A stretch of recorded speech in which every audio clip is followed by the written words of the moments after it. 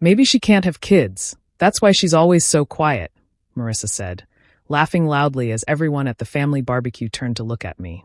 My heart froze. The air felt heavy, and my smile disappeared. I waited for anyone, to say something, but all I heard was the sound of my husband, Evan, clearing his throat and looking away. He didn't defend me. No one did. Hey everyone. Before we begin, don't forget to hit that subscribe button and say hello in the comments. I'd love to know where you're watching from. Now, let's get into the story. I'm Lydia, and that moment still burns in my memory. When I married Evan, I thought I was becoming part of a warm, kind family. I imagined holidays filled with laughter, long dinners, and people who cared for each other. But I was wrong. From the first day I met Marissa, Evan's older sister, I could feel she didn't like me. Her smile never reached her eyes. She'd make small comments like, "Oh, that's what you're wearing," or, "You're not really the cooking type, are you?" At first, I tried to ignore it. I told myself she was just teasing or trying to get to know me. But it didn't stop. Every family gathering became a test of patience. If I stayed quiet, she said I was cold. If I spoke too much, she rolled her eyes. Nothing I did was ever right for her. Evan would always tell me, "That's just how Marissa is. Don't take it personally." But it was personal. The things she said cut deep. I wanted to tell her how much her words hurt me, but I didn't want to cause problems between Evan and his family. So I stayed silent. Then came that barbecue. Everyone was outside, Evan's parents, his cousins, even some neighbors. I had just finished serving drinks when Marissa made that cruel joke about me not being able to have kids. The laughter stopped, and all eyes were on me. My face burned with embarrassment. I wanted to disappear. I could feel tears pressing at the corners of my eyes, but I refused to let them fall. I took a deep breath, forced a small smile, and walked away. Inside the kitchen, I stood alone, staring at the sink, feeling the weight of her words sink in. I had tried so hard to be accepted, to be loved by this family. But in that moment, I realized something. No matter what I did, Marissa would always find a way to tear me down. That night, when everyone left, Evan acted like nothing had happened. I went to bed quietly, staring at the ceiling, wondering how love could feel so lonely. I didn't know it then, but that moment would be the start of a change in me. A quiet promise that I wouldn't let her destroy me again. Marissa never liked me, not even from the start. She'd always find something mean to say, about my clothes, my hair, or the way I spoke. She called me too quiet, too boring, and once even told Evan that I didn't fit in with their kind of people. I tried to laugh it off, hoping things would get better after our marriage. But instead, they got worse. When Evan and I began struggling to have a baby, Marissa found a new way to hurt me. She made jokes that felt like knives. At every family dinner, she'd smirk and say things like, "Some women just aren't meant to be mothers," or "Maybe Lydia should focus on cooking instead of trying for a baby." Everyone would go quiet for a second, then quickly change the subject, pretending they hadn't heard. I would glance at Evan, hoping he'd say something, anything, to stop her. But he never did. He'd just sigh or look down at his plate, avoiding my eyes. Later, when I confronted him, he'd say, "She's just teasing, Lydia. Don't take it so seriously." But it wasn't teasing. It was cruelty. It was humiliation dressed as a joke. His parents weren't any better. Whenever Marissa went too far, they'd smile awkwardly and say, "Oh, that's just how she is. Don't mind her." But how could I not? It was my heart she was stepping on every single time. The worst part wasn't even Marissa's words. It was Evan's silence. The man who promised to protect me, to stand by me, wouldn't even defend me in front of his own sister. That silence hurt more than all her insults combined. I started avoiding family gatherings altogether. I'd make excuses, say I wasn't feeling well, or that I had work to finish. It was easier than sitting at a table where I was everyone's favorite target. But no matter how much I avoided them, her voice still echoed in my head. At night, I'd lie awake next to Evan, staring at the ceiling while he slept. Tears would slip quietly down my face. I kept wondering if maybe I really was the problem. If I wasn't good enough, if I didn't deserve to be a mother or a wife who was loved and defended. But deep inside, another feeling began to grow. It wasn't sadness anymore, it was something sharper. I didn't know it yet, but that pain was slowly turning into strength. One day, I promised myself Marissa would understand how her words felt. She would learn that silence doesn't mean weakness, and that some lessons come back harder than the pain that caused them. Evan's birthday was supposed to be a happy day. I spent hours planning everything, his favorite cake, his favorite food, the perfect decorations. I wanted to make it special for him and maybe, just maybe, show his family that I truly belonged. For most of the evening, things went smoothly. Everyone laughed, the music played, and for a short while, I forgot all the pain Marissa had caused me. But then came her moment. She stood up with a glass of wine in her hand, smiling sweetly at me before turning to the crowd. "I just want to make a toast," she said. "To Lydia. You know what I admire most about her? Her patience. Not every woman could watch other people have babies for so long." Her voice was loud enough for everyone to hear. The room went quiet for half a second. Then laughter followed. Some laughed nervously, others just stared at me. My smile faded. I felt my chest tighten as the words sank in. I could feel all eyes on me, and I wanted the floor to open up and swallow me. My hands shook, and my face burned with shame. Evan didn't say a word. He just looked at his drink, pretending not to notice. I stood there for a few seconds, frozen, forcing myself to stay calm. I quietly excused myself and went to the kitchen. My eyes filled with tears the moment I was alone. I didn't know which hurt more, Marissa's cruelty or Evan's silence. When the guests finally left, the house was quiet again. I sat on the edge of the bed, waiting for Evan to say something. He walked in, loosening his tie, and acted like nothing had happened. That made me angry. "Why didn't you say anything?" I asked softly, trying to hold back my tears. "She humiliated me, Evan. In front of everyone." He sighed. "Lydia, she didn't mean it that way. You're just being too sensitive. It was a joke. A joke." That word broke something in me. For years, I had told myself to stay calm, to be understanding, to forgive her because family matters. But in that moment, I realized no one was going to protect me. Not even the man I married. I looked at Evan, really looked at him, and saw the truth. He wasn't going to change. He would always choose peace over defending me. He would always let his sister insult me as long as it kept his family happy. That night, I lay in bed beside him, staring at the ceiling while he slept peacefully. Inside me, something hardened. I wasn't going to cry anymore. I wasn't going to beg for kindness or wait for someone to stand up for me. From that moment on, I made a silent promise. I would protect myself, no matter what it took. After that night, I stopped crying. Something in me changed. I stopped trying to make anyone understand my pain. Instead, I started focusing on myself. If no one would protect me, I would build a life so strong that no one could ever break me again. I threw myself into work. I was already a nurse practitioner, but I wanted to do more. I began working extra shifts, sometimes late into the night. I took advanced courses, earned new certifications, and volunteered at community clinics. It wasn't easy. I barely slept, and there were days I came home too tired to even eat. But every hour I worked was another brick in the wall I was building around my heart. I was done being weak. Evan barely noticed the change. He was busy with his own world, and I didn't bother explaining mine anymore. We lived under the same roof, but it felt like two strangers sharing a house. I found peace in my job instead. Helping patients reminded me that kindness still existed, even if I didn't receive it from my own family. While I was quietly rebuilding my life, Marissa's perfect world started falling apart.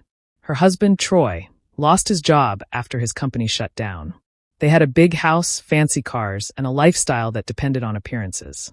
Suddenly, the money started running out. The same woman who used to mock me for being plain was now struggling to pay her bills. But even then, Marissa never changed. She still acted proud and superior. At family gatherings, she'd wear expensive clothes she couldn't afford and talk about trips she hadn't taken. I could see the cracks beneath her smile. The woman who once laughed at my pain was now hiding her own. Then, one afternoon, she showed up at my clinic. I was finishing my shift when the receptionist said, "There's someone here to see you." When I walked out, there she was, Marissa. Her eyes were red, and she looked tired, nothing like the confident woman I used to know. "Lydia," she said softly, I need your help." She explained that she had some medical issues and couldn't afford the treatment because their insurance had lapsed after Troy lost his job. For a moment, I just stood there, listening quietly. I didn't interrupt, didn't rush to comfort her. I let her talk. Inside, I felt something shift. Not anger, not revenge, just a strange calm. Life had brought her to me, just as she once brought pain to me. The same woman who once called me Barren was now asking for help. I didn't gloat or smile. I simply nodded and said, "I understand."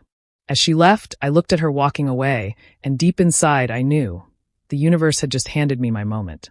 Not to hurt her, but to show her who I had become. When Marissa came back to see me, she looked different, quiet, uneasy, and nothing like the proud woman who once made me feel small. She waited at the door of my office, clutching her purse tightly, her eyes filled with worry. I could tell it had taken her a lot of courage to come here. "Lydia," she said softly, her voice trembling, "I really need your help. The hospital told me I can't start my treatment without a referral letter, and you're the only one in town who can sign it." For a second, I just sat there looking at her.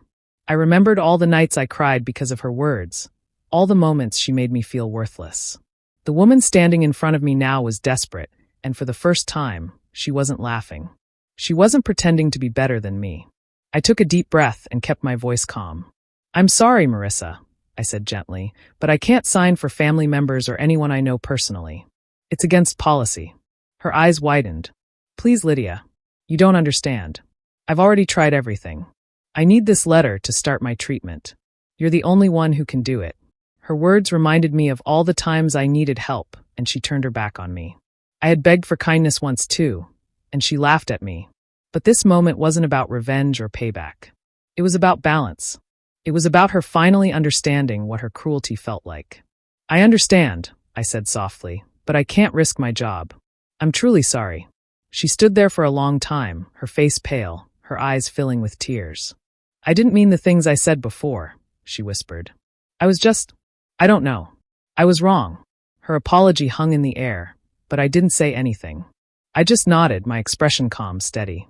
Inside, I felt no joy, no pride, just peace. The same silence that once felt heavy now felt powerful. She left my office quietly, shoulders lowered, no trace of the arrogance she once carried. I watched her walk away, and I realized that sometimes life teaches lessons better than words ever could. It wasn't about being cruel or getting even. It was about finally standing tall after years of being made to bow. I didn't have to raise my voice or remind her of what she'd done. My calm refusal said everything. When the door closed behind her, I leaned back in my chair and exhaled. For the first time in years, I didn't feel weak. I didn't feel broken. I had faced the same person who once destroyed my confidence. And this time, I didn't crumble. I had my dignity, and that was worth more than revenge. When I found out I was pregnant, I couldn't believe it. After so many years of waiting, of crying quietly at night, it finally happened. Without any treatments, without any hospital visits. Just naturally. I sat on the bathroom floor, holding the test in my shaking hands, laughing and crying at the same time. For the first time in years, I felt light. I felt complete. Evan was overjoyed when I told him. He lifted me off the floor and spun me around like he used to when we were first married.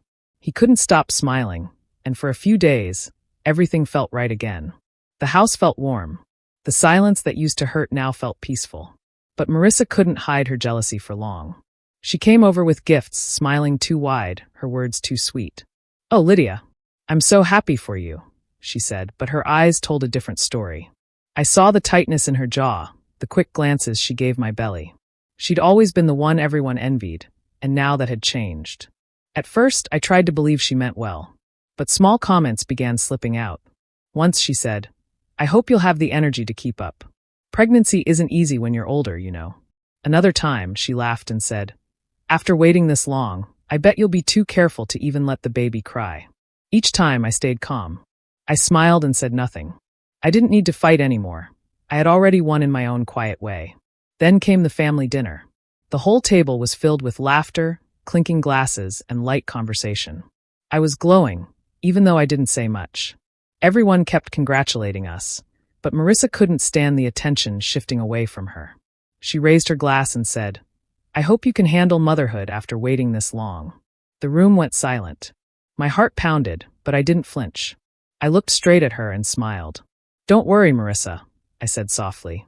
"I've been patient all my life. I can handle anything." Everyone laughed awkwardly, trying to change the subject, but Marissa's face turned pale. She couldn't hide how uncomfortable she was. For the first time, she realized that I wasn't the weak one anymore. That night, as I lay in bed, I felt my baby move for the first time, a tiny flutter, a quiet promise. It was as if the universe was whispering that my time had come. I didn't need revenge. I didn't need anyone's approval. I had peace, love, and a future growing inside me.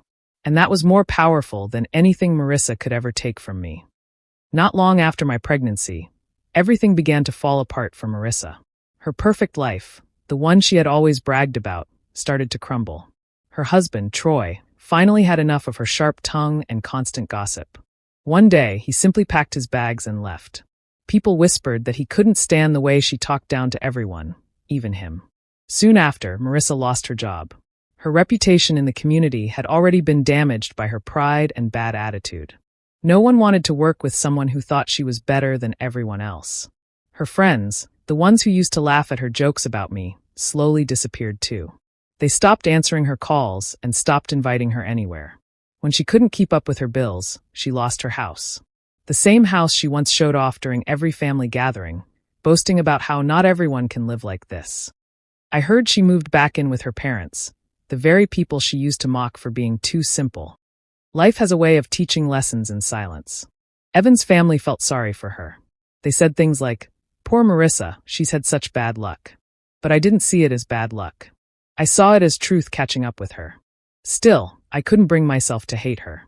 Hatred would only tie me to the past I had worked so hard to escape. So I did what I could, but from a distance. Through a local charity, I sent clothes, groceries, and a few baby supplies. I never wrote my name. I didn't want her to know it came from me. It wasn't about showing off kindness. It was about peace. I wanted to help without being part of her life again. Sometimes I'd see her at the market. She looked thinner, quieter, no makeup, no expensive bag hanging from her arm. She would lower her eyes when she saw me. I never gloated. I only nodded politely and walked past her. That was my victory, walking away without bitterness. Evan once asked me, "Do you ever feel sorry for her?" I thought for a moment and said, "No, not really. Everyone gets what they give. I just wish she learns from it." Revenge had never been about hurting her. It wasn't about watching her fail. It was about me rising without anger. I had built a calm, happy life. I had a loving husband, a healthy baby, and peace inside my heart. And when I saw Marissa standing alone at the bus stop one rainy evening, clutching her umbrella with trembling hands, I realized karma had already done what I never could. She had lost everything that made her proud, while I had gained everything that truly mattered. It had been several months since I last saw Marissa. Life had been peaceful for me, busy, but full of love and small joys. One sunny afternoon, I stopped by the grocery store to pick up a few things for dinner. I wasn't expecting anything unusual, but as I turned down one of the aisles, I saw a familiar figure standing by the canned goods. It took me a moment to recognize her. It was Marissa. She looked nothing like the proud, confident woman I once knew. Her hair was dull and tied up carelessly, her clothes looked worn, and her eyes were tired. She had lost so much weight that I almost didn't recognize her at first. For a moment, I just stood there, unsure what to do. I could have walked away, but something inside me made me stay. When she noticed me, her face changed completely. She froze, and for a few seconds, she didn't say a word. Then, with a trembling voice, she whispered, "Lydia, I'm so sorry. For everything I said. For the way I treated you." Her words caught me off guard. I could see real pain in her eyes, pain that went deeper than embarrassment. I looked at her and said softly, "Marissa, I forgive you.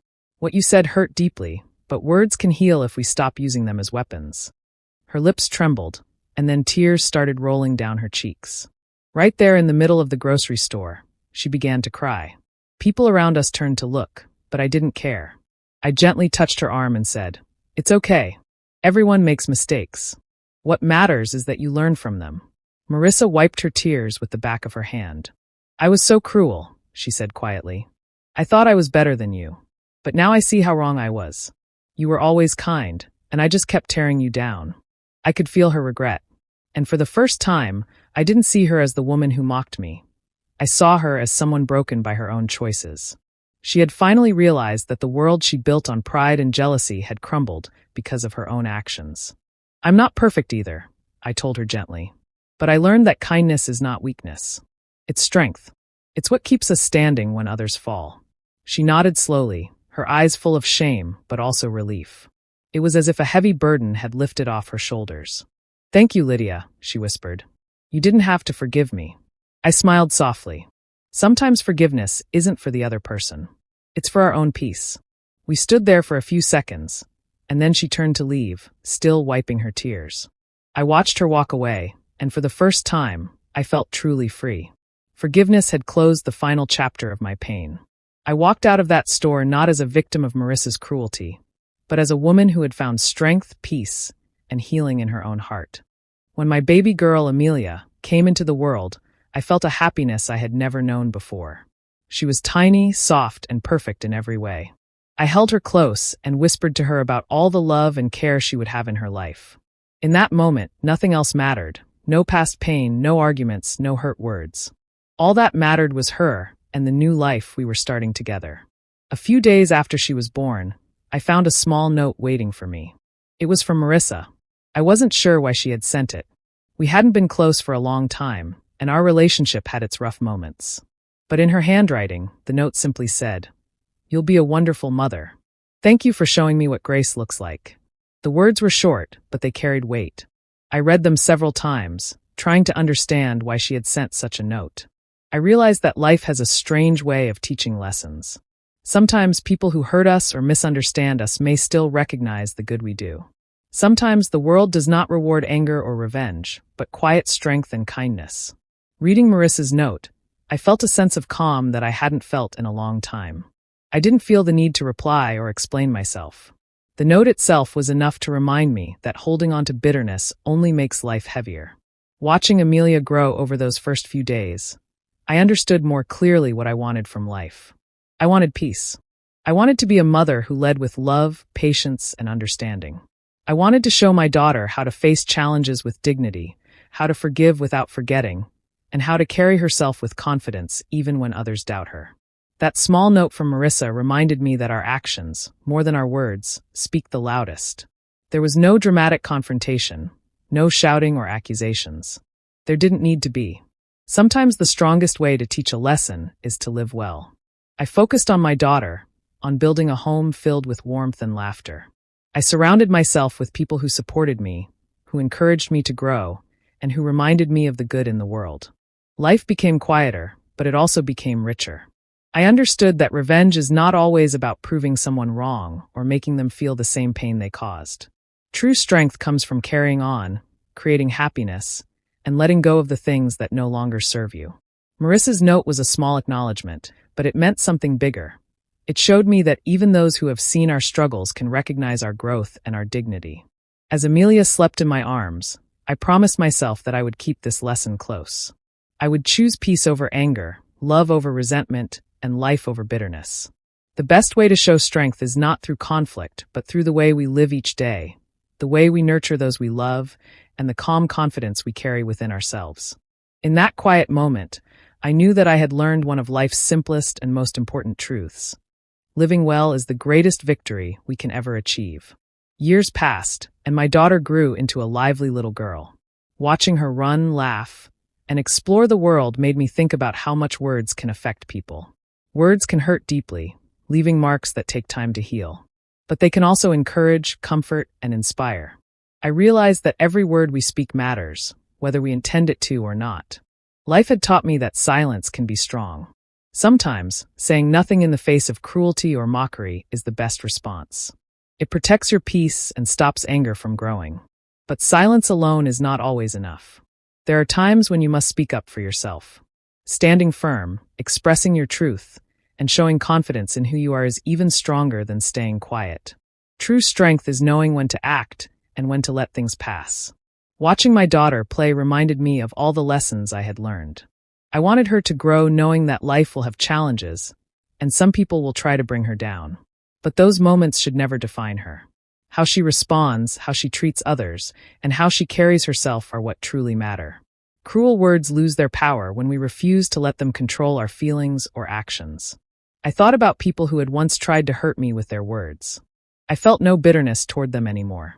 I understood that their actions reflected their own struggles, not my worth.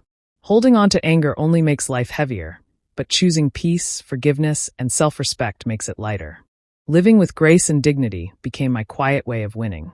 It was a victory not shouted from the rooftops but felt deeply inside, where it mattered most. At that moment, I smiled to myself. I realized life is not about proving people wrong. It is about building a life full of love, joy, and inner strength. Sometimes those who mocked us may see our happiness and feel envy, but that is their burden, not ours. What matters is how we allow experiences to shape us, not how they break us. Difficult moments, cruel words, and past hurts can refine us, making us stronger, wiser, and more compassionate. I whispered to my daughter as she laughed and ran toward me. Always remember, you are stronger than anyone's words. Let your life speak louder than their cruelty. And in that moment, I knew I had truly learned one of life's most important lessons. Kindness, patience, and resilience are far more powerful than anger, revenge, or bitterness. Watching her grow, I understood that living well is the best way to show strength. It is not about shouting or making others feel guilty. It is about creating a life full of love and joy, protecting your peace, and using every challenge to become better. And as always, I reminded myself quietly, thank you for listening to my story. If it touched your heart, don't forget to subscribe, like, and share. You never know whose strength you might awaken today.